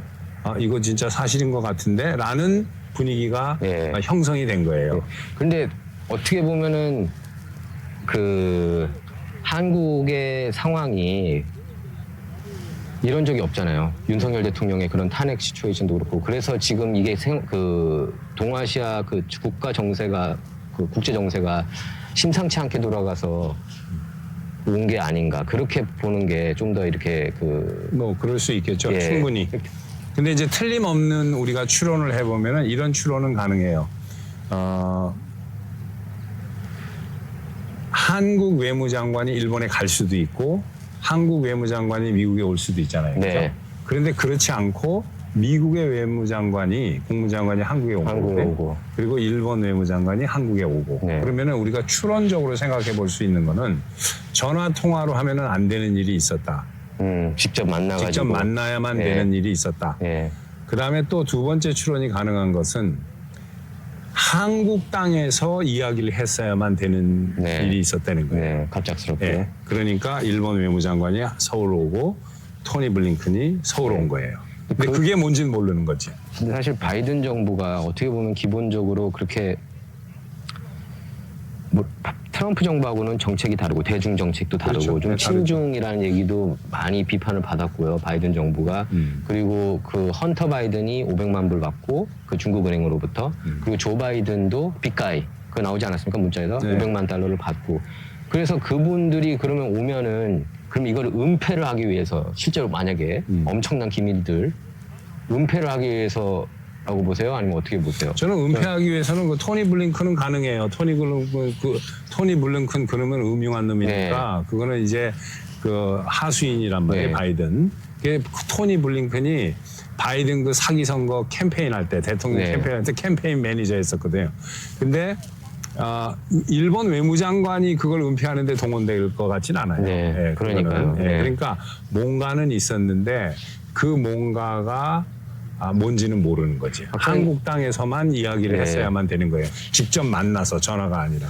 제 느낌에는 윤통 관련이 당연히 그 윤통 관련인 것 때문인 것 같지 않습니까? 어떻게 보세요, 박사님은 나름 추론하셨을 때? 뭐 그럴 수 있죠. 얼마든지 외무장관끼리 윤통하고 관련돼서 그럴 수 있죠. 근데 어쨌든 그게 재정립이 된 거잖아요. 또 1월 22일 트럼프가 대통령이 됐고, 그렇죠. 그리고 어쨌든 1월 22일에 그 미8군에서 소셜 미디어에 올린 거죠, X에. 네. 이거 새빨간 네. 거짓말이다.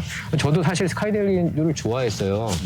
왜냐하면은 거기만 친윤통 언론인으로 나오니까 그 처음에 윤통이 그 계엄령 선포하고 선관위 서버 조사한 것도 아마 스카이데일리에서 보도가 나오지 않았나 싶어요. 네, 그 스카이데일리가 한국에서 예. 지금 거의 유일하게 친윤통. 완전히 네. 그 친윤통 네. 및 그 보수 네. 언론이에요. 딴 언론들은 뭐 그렇게 스카이데일리만큼 보수 언론이라고 할 수 있는 데가 없는 네. 것 같아요. 현재로서. 그러니까 저도 그럴 거예요. 이걸 파헤칠 생각이 크게 없었는데 자꾸 미주안인들, 제가 아는 분들, 또 제가 담당 기자로 뛰었던 그분들이 이제 나오니까 이제 저도 그걸 만나서 한번 알아봐야. 왜냐면은 이거 자꾸 그 또 막판에 이제 그 스카이데일리에서 그 허기영 기자라는 분이 이렇게 인터뷰도 하고 그러는 게, 그러면 이게 원소스, 자꾸 물어보는 거예요. 원소스가 이거 미국에서 나오는 거라 같다는 얘기가 자꾸 나오는 거예요. 저는 거기에 예. 동의를 하는 게 예. 지금 많은 사람들이 한국의 상황이 너무나도 그 비참하고 네. 너무나도 어지럽다.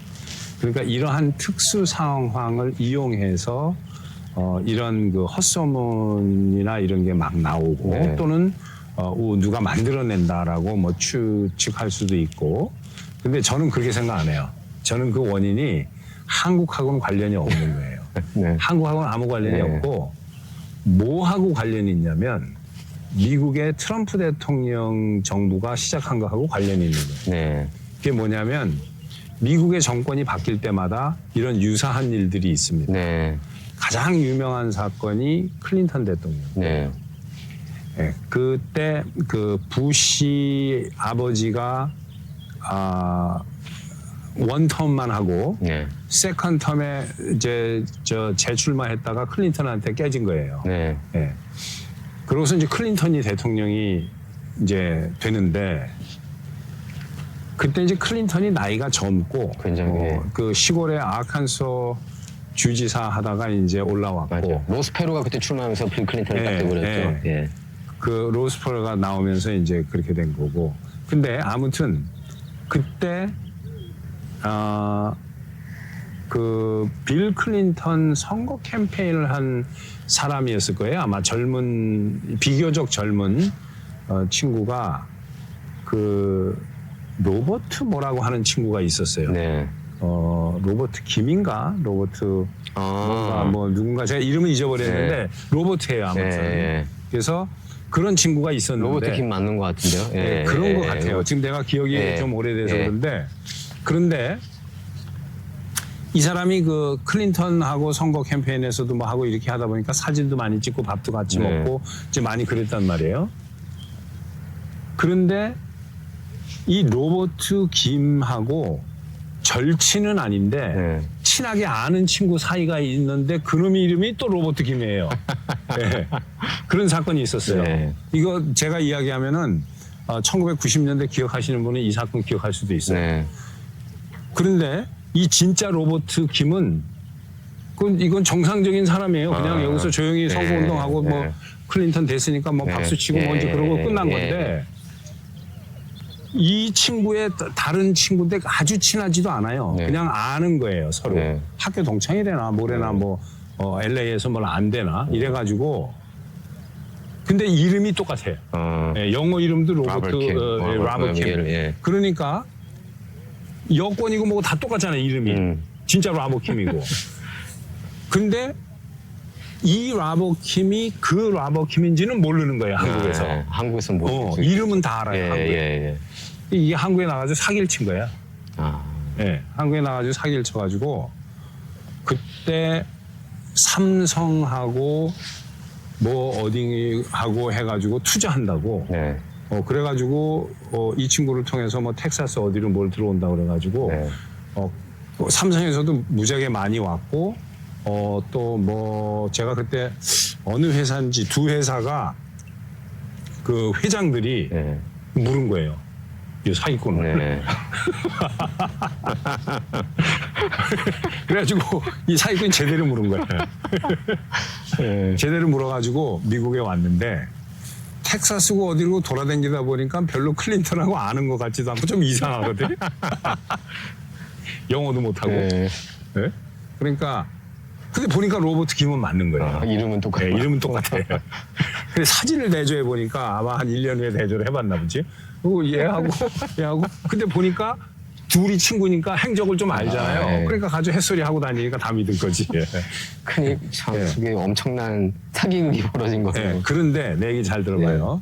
내가 말할 그게 이제 왜 이 얘기를 하냐면은 요게 그 다음부터 이거 먹혔잖아요. 그죠? 통한 거죠. 어쨌든 통한 거죠. 그러니까 미국의 대통령이 바뀔 때마다 이런 놈들이 나오는 거예요. 그래서 내가 이게 한국 상황하고 관련이 있는 게 아니라 미국에 여기서 대통령이 바뀌니까 또 이게 이상한 일들이 일어나는 거라고. 그러니까 그때 타이밍에 맞춰가지고 이런 거를 노리는 매 4년마다 이 사건이 거죠. 일어난다니까요. 클린턴 때부터. 작게 크게. 참 안타까운 일이고 저는 개인적으로 솔직히 그냥 저도 기대는 했어요. 트럼프가 어떻게든. 아니 이게 사실이었으면 좋겠죠. 솔직히 저도 뭐 큐 음모론 때도 군부가 장악해. 저희 기억나잖아요. 1월 6일 의회 난입 사태도 제가 볼 때는 큐 음모론이 많이 거기에 기여를 했는데 어떻게든 마이크 펜스 부통령이 각 주에 다시 카운트를 하고 좀 바뀌었으면 좋겠는데 현실은 그게 아니지 않았습니까? 마이크 펜스가 그 뭐 생각을 어떻게 하느냐에 따라 다른데 그 사람은 이제 그런 거를 안 믿고 나중에 이 선거인단 개수법 바뀐 1860몇 년도에 바뀐 법을 그거를 그대로 따라야 된다라고 생각하는 분 중에 하나예요. 이 마이크 펜스는. 근데 사실은 그럴 필요는 없었던 거거든요. 애매모호한 데가 있는 거예요. 왜냐하면 옛날에 원법이 바뀌지 않고 살아있고 이거를 완전히 리플레이스 하거나 보완하는 법이 아닌 단순히 카운트하는 법만 새로 생겼는데 이걸 가지고 위에서 이 의장이 조인 세션의 의장 하면은 이제 부통령이잖아요. 그 상하원 조인 세션의 의장이 전권을 갖는다라는 거는 그대로 있는데도 이 개수법 바뀐 것만을 그거를 더 새로 만긴 법이다라고 믿으니까 마이크 펜스는 그쪽으로 해버린 거죠. 예. 그래서 저는 이제 그런 거 이 미주 한인 사회에서 제가 이제 유튜브 활동을 하니까 저는 솔직히 그렇게 생각해요. 제가 이제 저널리스트가 퍼스트고 네. 유튜브를 통해서 네네. 이제 그 진실을 전하는데 원래 유튜브를 기자 제가 24년 했고 그게 이제 창구라고 저는 이제 생각을 해요. 유튜브를 통해서. 네. 근데 제가 이제 어떻게 그 트럼프 캠프에서 굉장히 활발하게 활동을 하고 네. 경합주를 뒤집는데 좀 기여를 했고 그런 분이 이제 이번에 백악관에 이제 들어가셨는데 네. 그분한테 이제 정보를 이제 받은 거를 이제 가끔씩은 오케이가 괜찮은 거는 제가 이제 얘기를 하는데 봐봐요. 이게 지금 원영석 기자님도 그렇게 트럼프 측에서 캠페인하고 스윙 스테이트 7개를 다 뒤집는데 기여도 했고 네. 그런 사람을 알고 있고 그 사람이 결국은 지금 트럼프 대통령 캠프에 해서 백악관에 들어가 네. 있는데 그런데도 얘기 안 하잖아요. 얘기 안 하죠. 예. 그러니까 왜 해요? 그걸? 예, 그러니까 예. 그분이- 나도 뭐 나는 그렇게까지 된 사람은 모르지만 뭐 아는 사람들 몇 명이 있고 한두 네. 명. 근데 얘기 안 하잖아요. 예. 예. 그래서 뭐하러 얘기? 그분들은 이게 다 그분이 이제 새빨간 거짓말이라고 딱 얘기를 해주셨고 네. 그분이 이제 딱 자기도 나름 알아본 결과 그리고 저는 이제 라리 엘더가 이제 여기 캘리포니아 네. 주지사 후보로 출마했고 네. 보수 진영에서는 꽤 높은 그런 수준의 그렇죠. 네. 그 분이에요. 굉장히 많은 사람한테 영향력을 미쳤어요. 네. 예를 들면 캔디스 오원스라든지 벤 그렇죠. 샤피로라든지 그렇죠. 그 데이브 루빈이라든지 많은 사람들이 이 사람 통해서 보수를 많이 전향을 그렇죠. 했거든요. 거기 그 중에 하나 그분의 제자 중에 한 명이 이제 스티븐 밀러예요. 예. 그 스티븐 밀러이 이번에 그 policy advisor 예, 들어갔죠. 그러니까 백악관에 사실상 실세라고 봐도 어우, 괜찮은데 실세죠. 그분이 완전히 실세죠. 근데 라리 엘더를 통해서도 뭐 이런 얘기하면은 좀 웃죠. 예. 솔직히 그러니까 이런 그 모든 정황을 미뤄볼 때 아닌데 근데 제가 이제 그런 방송하면은 제가 누구라 콕 집어서 제가 언급했던 분 중에 한 분이 메시지 문자를 보내가지고 네. 아니라고 마치 자기가 더 이건 아니다. 예. 그게 그런 사람들하고 카메라 계속 할 필요가 없죠. 이게 진짜다. 그러면서 또 무슨 근거로? 예, 미셸 박스틸 주한 미 대사 안 된다. 예. 그 남편이 혼났다. 션 스틸이. 예를 들어서 그 자리에서. 예. 근데 제가 션 스틸한테 물어보면 웃어요. 예. 션 스틸하고 저도 이제 연락을 하니까. 그러니까 저는 이제 신뢰가 되는 분들이잖아요. 이분들은. 예. 검증이 되고 완전히 하이 클래스이신 분들인데 웃어요. 션 스틸은 그런 일들 어쩌고 뉴트 깅그리치 전 하원 의장도 뭐 트럼프 대통령한테 괜찮다. 그렇죠. 뭐 오케이다. 그 미셸 스틸이 예. 뭐 그런 식으로 예. 얘기했다고 그래요. 그래서 마치 이분이 안 되고 예를 들어서 조지아주의 유모라는 분이 또 될 거라고 그렇게 얘기를 하는 거예요. 막 다른 이런 여기저기 얘기 미셸 바기스틸이 안 될 거라고 또 어떤 또 유튜브 하시는 분이 또 저한테 저는 그게 참 이거를 이렇게 소문을 내는 것 같다. 이걸 통해서 하나의 소문을 내고 그러니까. 이런 그 영역을 이렇게 펼쳐나가려고 하는 것 같다. 그런 느낌이 딱 드는 거예요. 근데 우리가 무슨 일을 하다 보면 느낌이라는 게 있고 촉이라는 게 예. 있잖아요. 식스트 센스라는 게 있고 아까도 우리가 대화를 했지만 이 미국의 대통령이 바뀔 때마다 4년마다 별 희한한 일이 다 일어나요. 네. 그러니까 워싱턴이 과도기였을 때 내가 이제 새로 당선된 그 신임 대통령 측하고 내가 안다 이거예요. 네. 근데 이 사건은 4년에 한 번씩 일어나는 거예요. 네. 두고 봐요. 앞으로 4년 후에 어떤 일이 또 그럴 일어나. 것 같은데요. 또 있을 것 같아요. 그게 시작이 그 로버트 김인가 그 친구부터 시작한 거라니까요. 저 클린턴 때. 맞습니다. 네. 그래가지고 이제 그 재미를 봤거든요. 네. 그러니까 4년마다 계속 이렇게 되는 거죠. 지금 이제 헌재 얘기를 안 할 수가 없는데요. 헌법재판관. 솔직히 일반 국민들이 헌법재판관들 이름을 모르잖아요. 모르죠. 그 전까지는. 모르죠. 네, 모르죠. 사실. 근데 이번에는 모든 국민이 눈에 불을 켜고 관심을 두고 있는데 이제 우리법 연구회? 우리법 연구회. 거기 출신이 이제 4명이 있지 않습니까? 네, 거기 뭐 빨갱이. 문영배, 또 이미선, 그다음에 정의정인가요? 네. 예. 부정. 한 명은 아니죠.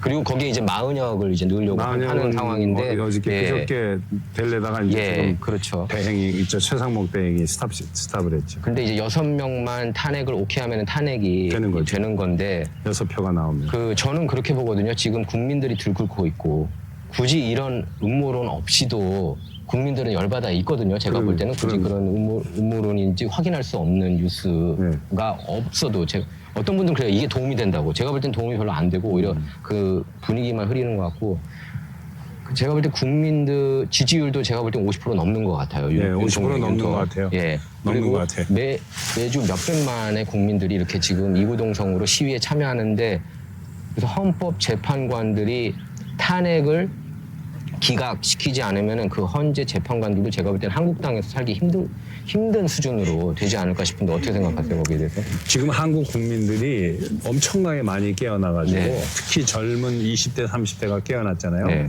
이 사람들 그 젊은 친구들은 지금 한국이 이렇게까지 썩어 있고 이렇게까지 그 사회주의 물이 그 많이 들어 있고 이렇게까지 그 부패가 깊숙한지는 몰랐던 거지. 네. 또 20대, 30대는 그 깨끗하잖아요. 깨끗하죠. 사고방식들이. 예, 그렇죠. 근데 이 사람들이 별 관심 없다가 이제 깨어나니까. 깨어났어요. 네. 그런데 만약에 이게 탄핵이 됐다.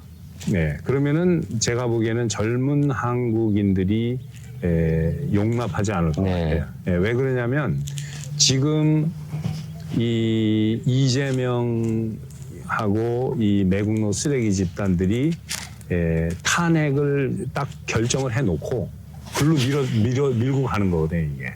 근데 그게 안 될 가능성도 지금 보이는 게, 왜 그러냐면 20대, 30대가 너무 자연스럽게 지금 깨어나서 뭐 태극기도 없이 어디 뭐 부산이고 그렇죠. 뭐 제주도고 뭐 어디 뭐 광주고 수원이고 이런 데서 길에 서가지고 막 얘기하면은 거기에 두세 명이 모이고 맞아요. 이러면서 하는 걸 보니까 너무 자연스럽고 아, 이 친구들이 나라를 사랑하는 마음이 상당히 그 강하다. 네. 그리고 이 친구들이 또 피해자들이잖아요. 피해자들이죠. 경제적인 피해를 굉장히 많이 받죠. 그리고 이 친구들이 이제 깨어나는데 어디까지 깨어났냐면 여기까지 깨어난 거예요. 이게 좌파 정권이 노무현이고 문재인이고 전부 다 이게 빚잔치, 그러니까 쓰고 보자는 거 아니에요? 그러니까 처음에는 국가에서 뭐를 준다 그러면은 정치에 관심 없는 사람들은 국가는 돈이 많은 건 줄 알아요. 그게 국민 세금 걷어가지고 주는 건지 잘 모르는 사람들도 있어요. 특히 젊은 친구들은. 근데 이제 요즘 젊은 친구들은 그걸 잘 아니까 가만히 있어봐. 아니 뭐 문재인이고 뭐고 노무현이고 아니면 지금 이재명이고 뭐 한 사람 앞에 몇십만 원씩 준다는 거는 누구 돈을 준다는 거야. 그죠? 그러면은 일단 크레딧 카드로 긁고 쓰고 나서 그 누가 갚아요? 그 다음 세대가 갚는 거거든요. 그 다음 세대가 갚는 거죠. 그러니까 그 짐은 다음 세대한테 가는 거죠. 이미 노무현이고 옛날에 김대중 때부터 쭉 내려오는데 지금 빚잔치하고 맛있는 거 먹고 여행 다니고 다 한 다음에 그 빚은 니들이 갚아 그러고 지들은 죽어버리겠다는 얘기죠. 그렇죠. 자기네는 호합한 삶을 다 살고 그 돈은 우리 보고 빚은 자식들이 갚아라. 너네들이 알아서 해라. 이거 지금 20, 30대가 그걸 이제 깨달은 거예요. 그러니까 이게 그거의 주역이 보니까 이재명이하고 민주당이 매국노 쓰레기들이 그 주역이거든. 들고 일어나는 거지 이제. 그래서 우리가 여기서 저 좌파들한테 밀리면 나라 뺏기고 이 나라는 이제 껍데기. 우리는 껍데기만 이제 빚더미만 앉는 거죠. 그래서 이제 젊은 사람들이 이렇게 하니까 이거를 그래도 탄핵으로 맞춰놓고 밀어붙이다가는 아마 이제 밤길 걸어다닐 때 조심해야 될지도 몰라요. 제가 볼 때는 예를 들어서 이게 탄핵이 통과가 된다. 진짜 탄핵이 된다 그러면은 한국은 이제 더 이상 걷잡을 수 없는 완전 내란 상태가 되고 제가 볼 때는 그 헌법재판관들도 한국 땅에서 살기 굉장히 좀 쉽지 않은 저는 그렇게 봐요. 그러니까 이제 이완용이는 얼굴까지 다 알잖아요. 이제. 이완용이는 뭐 사실 고정이 시켜가지고 대신 나라 팔아먹을 일본으로 남기는 건데 그 대신 도장 찍어준 건데 고정하고 고정이 도장을 찍었지만 대신 이제 그 니고시에이션을 한 건데 이완용이 죽일 놈 됐잖아요, 그죠? 요 지금 헌법 문영배부터 저 4명 요게 이제 이완용이는 저리 가라로 천하의 역적이 되는 거지. 만약에 이게 탄핵이 되면은. 그렇게 될 거예요. 젊은 사람들이 많이 깨어났기 때문에 이제 그 용납이 안 되지. 왜냐하면 뭐 내란이라는 건 내란이란 말도 또 빼고 싶어 하면 그럼 탄핵 자체를 하면 안 되는 건데. 탄핵 자체가 얘네들이니까 지금 완전히 엿가락으로 아무 그 이론도 없고 그 기승전결 없이 그냥 탄핵시키려고 한다는. 그게 이제 20대, 30대가 깨달은 거지. 처음에 그 12월 3일 날 그 계엄을 선포했을 때는 그냥 젊은 친구들이 저 윤석열 왜 그래? 뭐 지금 우리나라가 얼마나 선진국이는데 무슨 이게 뭐 전두환 때도 아니고 박정희 때도 아니고 무슨 계엄이야 이렇게 했단 말이에요. 네. 근데 나중에 알고 보니까 국회 해상권도 없고 대통령이 네. 그냥 계엄은 자기의 고유 권한이고 대통령이 그리고 했는데 국회가 반대하니까 또 계엄 철회했고 그건 잘못이 없는 거예요 아무것도. 네. 그런데 계엄한 그 자체를 가지고 탄핵한 것도 아니고 처음에 기억나요? 그 탄핵안 초안 네. 부결된 거. 네. 그 처음에 뭐냐면 미국하고는 가깝고 북한이나 중공하고 멀다는 게 그 그게 탄핵의 사유죠. 그 말도 안 돼. 그러니까 그것만 해도 친북 친중 하겠다는 거잖아요. 더불어민주당이. 그러니까 국민의힘의 이 쓰레기들 몇 명이 야 그거는 내가 동의 못하겠다 하니까 그거 빼버려 가지고 쓰레기 9명이 그저 한동훈이하고 해가지고 가서 저 3분의 2 되니까 통과시킨 거거든. 근데 그땐 내란이란 말이에요. 미국 친미 반중 뭐 이런 거 그 정책은 빼버리고 탄핵 사유에서 내란 했다. 내란 무슨 내란? 자기가 자기 스스로 내란하는 사람이 어디 있어요? 자기가 대통령인데 그렇죠. 그게 말이 안 자기가 자기를 뒤집으려고. 그게 1월 6일 트럼프랑 똑같은 거 아닙니까? 그때 똑같은 트럼프가 거지. 대통령이었는데 무슨 내란이 있을 수가 있어요? 말도 안 되는 거죠. 그러니까 저 미국 민주당 쓰레기들이 하는 거 그대로 배운 거지. 카피 페이스트 해가지고. 완전히 그냥. 그리고 또 저기에 대해서는 어떻게 생각하십니까? 그 쌍방울 800만 불 대북 송금 거기 이제 배우에 그러니까 이재명이 사실상 800만 불 이렇게 그 사주한 거로 볼 수가 있잖아요. 많은 분들이 그렇게 이제 의혹을 제기하고 있는데 거기에 대해서 이제 그 미국이 국제법으로 이렇게 이재명을 그냥 소환해가지고 여기 가뒀으면 좋겠다 이러는 분들이 좀 있으세요. 단도직입적으로. 그리고 어떤 분은 그래요. 그런 식으로 방송을 해줄 수 없냐고 의뢰까지 왔어요. 저한테. 근데 저도 그거는 가능성이 많지 않은 이야기고 왜 그러냐면은 이재명이가 그렇게 했다고 해도 그 사람은 한 나라의 야당 대표잖아요. 그러니까. 그죠? 그게 어떻게 아무리 사기꾼이고 깡패고 뭐 그래도 근데 미국의 어떤 법을 어겼다고 해가지고 다른 나라의 야당 대표를 집어넣어 버린다, 뭐 끌고 간다 할 수도 있어요. 왜냐하면은 노리에가 같은 경우에는 파나마의 최고 지도자였는데도 잡아가 버렸으니까. 근데 그거는 미국의 국익에 상충하는 짓을 노골적으로 하고 러시아 그 당시에 소련 이중 스파이 노릇하고 마약 카텔한테 돈 받아 먹고 하지 말라는 짓은 다 했거든요. 그리고 미국 정보 팔아다가 소련에 넘기고 그랬기 때문에 그런 거지 뭐 이재명이가 뭐 그러는 것도 아니고 이재명이 그 잡범이란 말이에요. 잡범. 그러니까 자기가 이거 대권 한번 잡아보려고. 근데 그 잡범 잡아다 뭐 어디다 쓰겠어요 미국에서. 그리고 요새 자꾸 막 친미 발언을 좀 하는 것 같아요. 미국이 뭐. 그렇지. 동맹이 또 태극기 팽 달고 다니고. 달고 다니고 이제 한미 동맹 이제 트럼프가 됐으니까 잘 보여야죠. 근데 그게 참 특이한 게 미국도 일단 제가 어제 UC 어바인 강연했거든요. 제가 이제 그 학생들한테 그거 물어봤어요.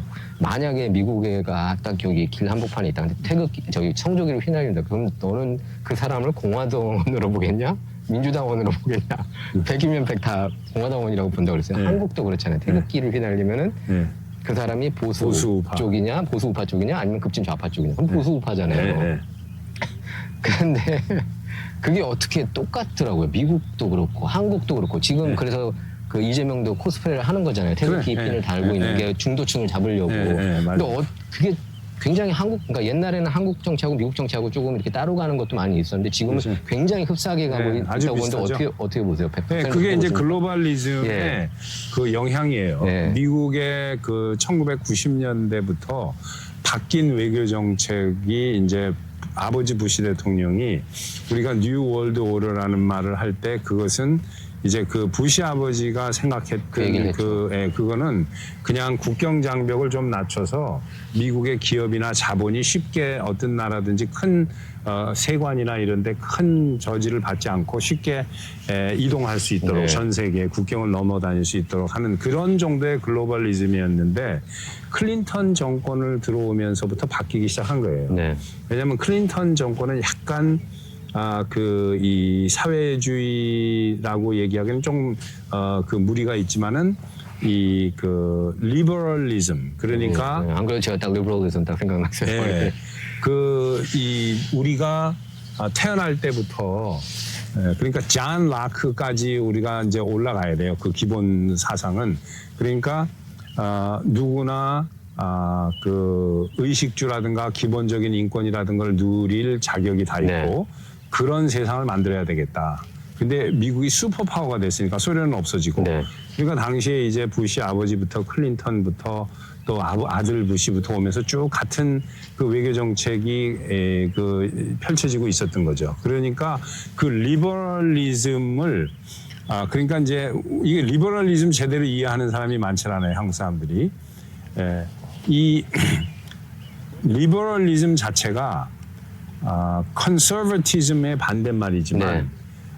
미국의 외교 정책은 리버럴 헤게모니 정책이었어요. 부시 때부터. 그건 뭐냐면 전 세계 많은 나라들에게 자유민주 체제를 심어주자거든요. 네. 그거는 민주당이나 공화당이랑 똑같은 거예요. 취지는 좋았던 거죠. 네. 네. 그리고 이제 그걸 글로벌하게 소련이 없으니까 전 세계 200개 나라를 다 미국이 그 정책을 쓰겠다는 네. 건데 그게 이제 반발이 터져 나온 거 아니에요? 네. 그게 9/11이고 이제 그게 막 그렇죠. 터져 나온 건데 그럴 때 쓰면서 미국이 전 세계의 미국 대사관, 미국 문화원을 이용해서 퍼뜨린 사상이 리버럴 헤게모니 사상이에요. 네. 그런데 그거를 그대로 카피를 해서 배운 거지.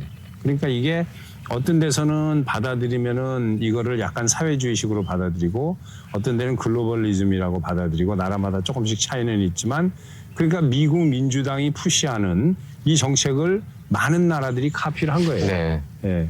그러니까 하는 짓이 비슷하잖아요. 네. 하는 짓이. 그러니까 저희 박사님께서도 윤통 탄핵이 각각 기각될 가능성이 한 5대5 정도로 보시는 거예요. 지금 현재는 반반으로 봐야 될 것 같아요. 그러니까 이제 국민들이 무서워서 그렇죠. 헌법 재판관들이. 그렇죠. 저도 그렇게 보거든요. 아무리 그 부친 좌파 그게 세력이 세도 이 사람들도 자기 미래를 생각해야 될 것 아니에요. 재판관들도. 걔네들 이제 이완용이 취급받는 거예요. 한국에서 이거 탄핵했다가는.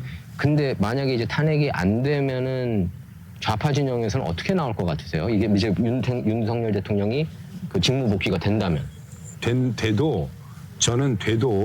되면은 이제 윤통이 힘이 좀 생기겠지만 트럼프 대통령 같이 그렇게 막강한 힘은 안 생길 거예요. 국회가 야당이 좀 왜냐하면 때문에. 국회가 완전히 야당이고 그거를 조사할 수 있는 방법이 없어요. 조사할 수 있는 방법이 없고 그 한국에는 내가 이제 그 리서치를 쭉 해보면은 이 대륙 아주 거예요. 대륙 아주 그 로펌. 그쪽 애들이 이걸 다 쥐고 있는데 이게 그 옛날에 혹시 박영수 특검이라는 말 기억나요? 박근혜 대통령 이게 다 한 통속이거든요. 다 한 통속이에요. 그러니까 카르텔이다 이거죠. 그게 다 카르텔이라고. 그러니까 안 놓지요. 절대로 안 놉니다. 그러니까 한동훈이도 마찬가지로 그쪽 패거리예요. 친중이잖아요. 저기 친중이 개인적으로 친중인 건 말할 것도 없고 그 비서관의 그 부인이 그 중국 여자예요. 귀환은 했더라고요 한국으로. 그리고 그 장인 그 한동훈이 장인이 그렇죠. 장인이 저기 중국 친중으로. 그것도 검찰총장 출신인가 그래요. 옛날에. 그런데 이제 그 돈이 중국 애들 돈에 다 넘어간 거예요. 돈에. 그 지금 무슨 그 중국 공산당하고 무슨 자매결연 비슷하게 한 그 잡지를 만들고 그래요. 그래서 그러니까 결국에는 돈 때문에 이렇게 많이